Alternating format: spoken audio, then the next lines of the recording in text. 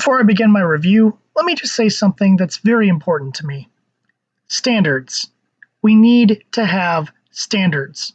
Standards are what separate art from garbage. Standards, when applied to cinema, allow us to know whether or not something is of a quality level worthy of praise. Now, standards in cinema doesn't have to be limited to only dramas. Standards can work in many different categories, including action movies. When we lower our standards, we allow things like the Transformers movies, Michael Bay's Ninja Turtles, the current Star Trek, the current Star Wars, and any other cinematic failure one can think of. Video game movies have had quite the difficult battle to be viewed as something more than just garbage. While there are plenty of video game movies that are in the so bad it's good category, there are many, many more that are just unwatchable. To finally have a video game movie that's watchable and up to a standard of mediocrity is nice, but it's not something worth defending. It's not something worth saying is good, because it's not. If all you need out of a movie is explosions, fight scenes, and special effects, sure, you'll be happy with this. You'll probably be happy with Transformers 5. You'll probably be happy with a third Michael Bay Ninja Turtles movie. You'd probably be happy if any kind of slop a big movie studio decides to give to you and call a franchise film. Are you upset at me for saying that? You probably should be. But this may be your moment to look in the mirror and say, where did I go wrong? When did I give up caring about the quality of what I have and not just want something simplistic and basic? Children like shiny things. Your movie should not be the equivalent of keys dangling over an infant's head. But if you're one of those types that just wants the keys dangling, good for you. But just remember this, I win. Babality. Because that's all you are, just a little baby distracted by shiny keys. But for those of us who expect something better and want to see video game movies become something more than a joke, please join me for my review, because I will explain why standards are important and why Mortal Kombat 2021 is garbage.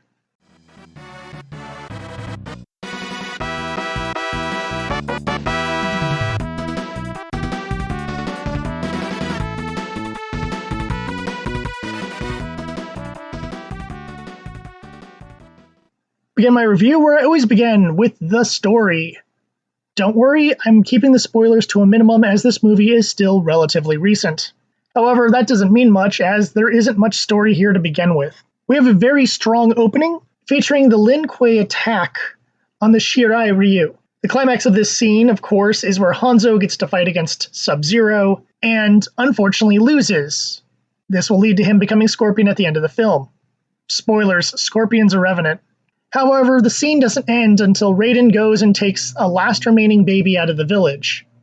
Because apparently Sub-Zero and his crew were like, well, we killed basically everyone. That's what being an assassin is, right? Basically doing the job. Yeah, Sub-Zero's kind of a garbage assassin in this movie. We'll get to it in a few more scenes, but overall, that's a massive oversight. Also, as a side note, Sub-Zero should have taken in that baby and trained that child to be Frost, which would have made a much more interesting storyline, with Frost being of the Shirai Ryu, but also the student of Sub-Zero. Not that that's Frost's backstory, it just would have been an interesting twist to make this story a lot more interesting. But whenever this story could go interesting, it'll go boring, beginning with the next scene, which brings us to the modern day, and we see original character Do Not Steal.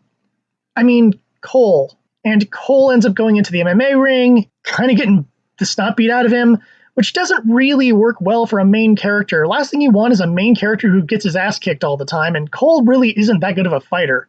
The actor who plays him is also terrible, but we'll get to that later. After the fight, Cole meets Jax, who tries to tell him about the magical dragon birthmark that he has that'll give him superpowers someday. No, I'm not making that up. However, Cole doesn't believe him, and this leads to Jax just kind of following him, and Sub-Zero attempting to assassinate Cole. Sub-Zero, a stealthy ninja who makes it snow during the summer before attacking someone, because, stealth. This leads into Jax and Sub-Zero fighting, and if you know anything about Jax, you know what's going to happen to him in this fight. It's a different retelling for how he lost his arms, but an interesting one, and honestly, one of the better fights of this entire movie. Cole finds his way to Sonya Blade, who is living in a junkyard and seems to be a conspiracy theorist. Yay! That's the Sonya I know and love. She also has Kano tied up in the back because reasons. She exposits to Cole the backstory of the Mortal Kombat tournament, and before anything can really happen, Reptile attacks, and Kano joins the fight with the other two to take out Reptile. After that, the trio decide to find Raiden's temple and try to do this whole Mortal Kombat thing. However, this brings up an interesting point. Sonya at no stage really seems to care about Jax. After all, she sent Jax to get Cole. You think she might want to check on him. He fought an assassin. You know, you might want to see if your partner's alive, or lost his arms, or anything. No, let's just go find Raiden's temple. We'll worry about Jax later. After barely starting the search for the temple, Liu Kang finds them and says, hey, this way. He shows them a bit of his powers, showing off a fireball attack, and when they get to Raiden's temple, they also discover that Jax is already there with little puny robot arms. And Kung Lao is there too. Which means that at some point, someone went to rescue Jax and didn't take the time to grab everyone else. And since we can probably assume this is Raiden teleporting around grabbing people, you'd think he could have just grabbed all the mortal combatants and brought them to his base as soon as humanly possible, instead of letting Sub-Zero attempt to assassinate one of them, almost assassinate another one of them. Oh, and we'll also learn that in previous tournaments, Shang Tsung has sent assassins to murder the mortal combatants as well, which means Raiden is the most useless god ever. He can't even go and rescue his own people and bring them somewhere safe for training. What a complete waste. How many people have died because Raiden decided to just sit around and, I don't know, play Parcheesi with Fujin or something? Come on, Raiden, get your crap together. After this, we're introduced to one of the stupidest MacGuffins of the film. Everyone who has one of the little dragon markings has Arcana powers, which allows them to get basically superpowers. In the process, we see Kano gain a laser eye in one eye, because he has only one eye that shoots a laser in the game. Except that's a mechanical part on his face. It's not superpowers, it's technology. Cole gains some spirit armor stuff, and later on, Jax will rescue Sonya, who basically is kind of useless for the majority of this movie, and get super robot arms. His arms are magic now. That's how stupid this movie is. Magic robot arms. Finally, Shang Tsung stops by to just try to fight everyone before the tournament. But they make comment that the tournament's only a couple weeks away. Why is Shang Tsung so impatient? Also, invading Earthrealm before the tournament starts is against the rules, which literally means Shang Tsung has forfeited the tournament. And him sending assassins at previous tournaments also means that he's forfeited those. Earthrealm is actually the safest it's probably ever been in this timeline, because the rules have been broken way too many times. Or the gods are so lazy, the tournament's pointless, and Shao Kahn's army could have just invaded centuries ago. Either way, this plot point makes zero sense, and if anything, derails the story, when we could have just as easily had the tournament. It also makes Shang Tsung look like a terrible, terrible villain, primarily because sending assassins to kill the mortal combatants means he's worried that they might win. In almost every other continuity or retelling of the story, Shang Tsung was overconfident because he had Goro. Goro was a giant, muscular, four-armed monster who no human could defeat. Goro had won the 9 previous tournaments. Shang Tsung had nothing to worry about. As far as he was concerned, this whole tournament was in the bag. Raiden wasn't going to pull a magical ringer right out of nowhere to win. Now, in proper continuity, yeah, he does. But in this telling of it, it sounds like he doesn't have that much confidence in Goro's ability to win, which is stupid because, as I said, he's a big, muscular monster man who no one has been able to defeat in 9 tournaments. That's literally hundreds of years of Goro ripping opponents apart. At a certain point, the mortal combatants are losing, and Raiden warps everyone to King's Cross. I mean, dimension within dimensions with background pending. There, the characters get a brief breather, and then warp back, and then easily wipe the floor with all of Shang Tsung's fighters. Now, you might say, hey, you're rushing through the ending pretty quick, and I point out the movie rushes through the ending pretty quick. A lot of these fights are really short. I don't even know if you can call them fights so much as you can just call them a montage. So much time was wasted with the Arcana stuff, with just Cole and his family, and all sorts of other garbage that really doesn't add up to much and isn't all that interesting. But hey, you get to see characters whose names you know punch each other for a while. Isn't that totally worth it? Isn't that why we're all here? At the very end of the movie, we finally get our Scorpion versus Sub-Zero fight. Because Hanzo comes back from the dead with very little explanation. He calls himself Scorpion with no real reason to do so, and yells "Get over here," even though everything else he said has been in Japanese. The fight between Scorpion and Sub-Zero is, again, another one of the high points in this movie, as it was at the very beginning of the movie. However, Scorpion isn't around after that opening. We don't see his journey through hell. We get little glimpses of him when Cole has little meditation moments or dreams, but we're not seeing Scorpion's journey and seeing his return to be a triumphant, yeah, finally he's back on Earthrealm, he's going to kick Sub-Zero's ass, avenge his family. We don't have that. He just kind of appears and just takes over the fight. It's really stupid and takes what could have been a real highlight of the movie and turns it into just another generic fight in this movie, especially with Cole interfering numerous times, making it seem like Scorpion's still not quite good enough to defeat Sub-Zero. Very end of our movie has a tease for Johnny Cage, yay. But by that point, who cares and who really wants to see a sequel with these garbage versions of the characters?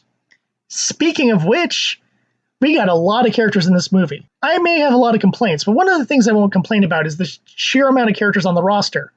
Except for the fact that most of these characters get no character development, you don't really know who they are unless you know who they are, and, worst off, a lot of them die, so it's almost as if what was the point of bringing them in to just immediately kill them off?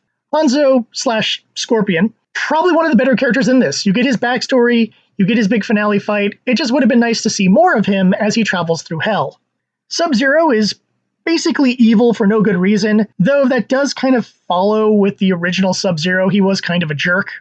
However, I could have used an explanation as to why he's working for Shang Tsung, and I get the feeling anyone in the audience who doesn't know who the Lin Kuei are might wonder why he says, "For the Lin Kuei," multiple times in the movie.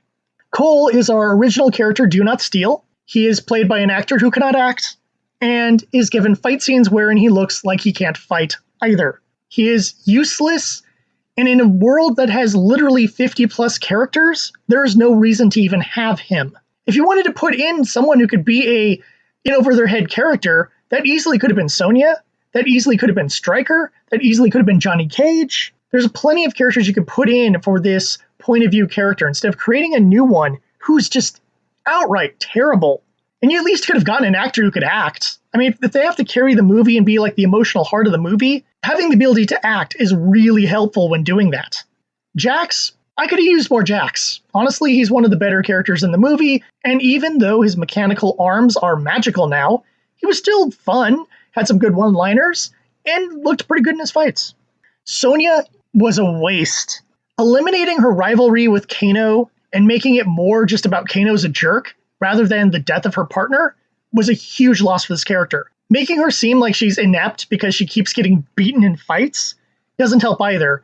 And it doesn't get made up for by her gaining an Arcana power near the end of the movie and immediately being able to use it while everyone else had to train for it. Yeah, I don't buy it. That's stupid. You ruined one of my favorite characters. What is wrong with you?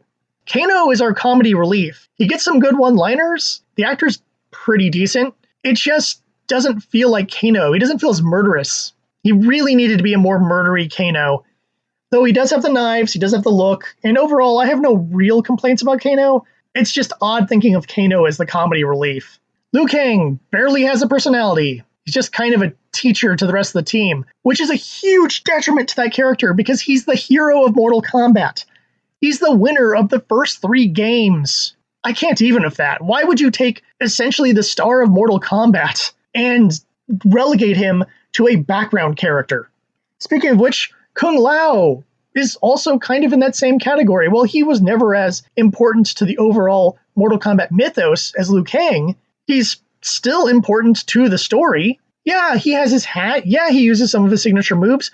Whoopity-doo! He has almost no personality. I feel like there's a lot more you could do with him, especially when you bring in Kung Lao the Great and build upon that as a character motivation instead of just referencing you at an ancestor in the tournament at one point. More than that, he won at least one Mortal Kombat tournament before being killed by Goro. It's kind of a big deal. Raiden can't act. They could have just as easily had Raiden be played by a cardboard cutout, and it would have made no difference to the movie. He does not have the snark of Christopher Lambert. He does not have the gravitas of Richard Epcar. He's just kind of there. He doesn't have a lot of lines of dialogue, and he just feels pointless to the story. He opens a couple of teleportation portals, exposits, I think in one scene, argues of Shang Tsung a little bit, which again, one of the most important characters in the franchise. You might want to get an actor who can actually act when casting Raiden. And you might want to write him as something other than just, I am here, I am Raiden. He needs to be more than that. I don't care if he's snarky, I don't care if he's gravitas, I don't care if he's a mixture of both. I just want him to be something other than a block of wood who could have been replaced with any other character. Speaking of people who needed to be replaced, Shang Tsung. Oh my god, is this the worst Shang Tsung? The actor from the live stage show is a better Shang Tsung than this guy. There's nothing about him that's intimidating. There's nothing about him that seems dangerous other than the few times he uses his magic. He lacks the confidence because he has to constantly cheat to try to win Mortal Kombat, and he never feels like he's a threat to the team. He's just a joke and a sad version of this character who we're supposed to think of as some big bad, as they don't reference Shao Kahn in this movie, or if they do, it's so briefly, I don't even remember them saying it. So if he's supposed to be our big bad, he better freaking act like it. He better look like it. And there are so many better options for this character. Can you imagine a Chow Yun Fat Shang Tsung? Wouldn't that not be amazing? Or a Jet Li Shang Tsung? Someone who can be intimidating, someone who, you know, in their prime was probably a great fighter, make them the old man version, but have all this wizardry and magic. That would be cool. And some gravitas and some ferocity to him. Instead of like, go my minions, fight them. Grah! How dare you win, good guys? I'll be back with another stupid plan. My god, the lame version from Mortal Kombat Conquest at least had a few moments where you could put out a little more gravitas to his acting. He looked okay in the fight scenes. Like, I don't want to go and say that he was a better choice, but at least he's memorable. Speaking of not being memorable, there's a lot of goons who work for Shang Tsung, most of whom have no personality. But if you're interested, Cabal had some lines of dialogue and was basically accurate to Cabal. Melina was a complete waste because without her sister and without Shao Kahn, there's a lot that's lacking from Melina, so she just seemed like random assassin lady. Goro was a fine special effect, but could have been utilized more in the movie and could have been a lot more of a threat than what he really felt like. I'm sure there's other characters whose names I forgot because they're so unimportant to the movie. And honestly, who really cares? Because at a certain point, you're just throwing characters at us. You're throwing member berries at us. I know at this point I'm starting to fall apart on talking about the characters, but that's because so many of them were so forgettable. I forgot who they were or when they even showed up when having conversations with people after the movie. They're going, oh, right, such and such was in it. I totally forgot about that. Because these characters don't feel like the characters. They're just random thugs for Shang Tsung to send out into battle. Such a waste. How about some positives? Let's talk about the aesthetics of Mortal Kombat. The music, passable. It's not really memorable. They do play the theme from the 95 movie, so that's nice when that shows up. But other than that, it's not like it's terrible music. It's just kind of there. The special effects are pretty darn good. This is the first time I've seen anyone use like a fireball move, and it doesn't look hokey. You know, you can go back to like Dragon Ball Evolution or that Chun-Li movie where just the fireball effects looked terrible and cartoonish, and this time they actually look pretty good. Same thing with the CG for Goro and Reptile. Both looked decently good. Outworld was kind of bland and boring, and considering Outworld has so much strangeness and weirdness and darkness to it, you think they could do better than just like desert. As for the characters, they all basically looked like their character. I kind of liked the way they did the mask for Cabal, and most of the outfits looked fine. No one looked like a cosplayer, which is always one of those big fears of these kinds of movies. Everyone looked natural, as odd as some of the clothing choices for some of these characters are. Aesthetically, this movie does everything basically right, which is probably why I'm so angry about the plot and the characters. When you had the visuals down, all you had to do was make the characters just a little bit better and make the plot flow and feel like Mortal Kombat, and you would have had a movie that could easily have competed with a Marvel movie, and instead we got this. Let's wrap this up. This movie suffers from one of those big problems that a lot of modern productions have, which is the fact that they try to dangle the member berries in front of you, but they also slap you in the face if you know the lore. It makes me ask, which one is it? Do you want to make this for the fans, where we see different things, hear different names, and get excited like, oh, I know that character, ooh, that's such and such, that's this, but then screw up character backstories and motivations so hard that it just pisses you off? Mortal Kombat isn't the only movie that's done this. There's plenty of movies and TV shows from long-running franchises that have done these kinds of things, Star Trek, of course, being one of the biggest offenders of it, and I can never understand who's this for. The randos aren't going to get all the references, but you've screwed up the plot and the characters so hard that any major fan is going to get pissed off. It doesn't seem that hard to please both sides. Have a few Easter eggs here and there, keep the story where it's supposed to be, and then explain things to the audience that may be confused about certain aspects or certain organizations or certain rivalries. It's really not that hard. It feels like a standard basic screenplay could achieve both things without having it to be some sort of Herculean task. It was a complete waste to not have Scorpion's adventures in hell. Explain what he had to go through, why he chose the name Scorpion, and most importantly, perhaps tease the Quan Chi Faustian bargain, which would really help out in the sequels in making Scorpion a much more complicated character, having to be pulled by Quan Chi one direction, but possibly pulled by his own sense of honor a different direction. Or we could just make it that he appears and then he fights, and yay, it's the Scorpion versus Sub-Zero fight. That's why we all paid our admission, isn't it? I know it sounds like I hate this movie, and honestly, I did when I saw it. But as a few days have passed, I realized I'm not really angry. I'm just disappointed.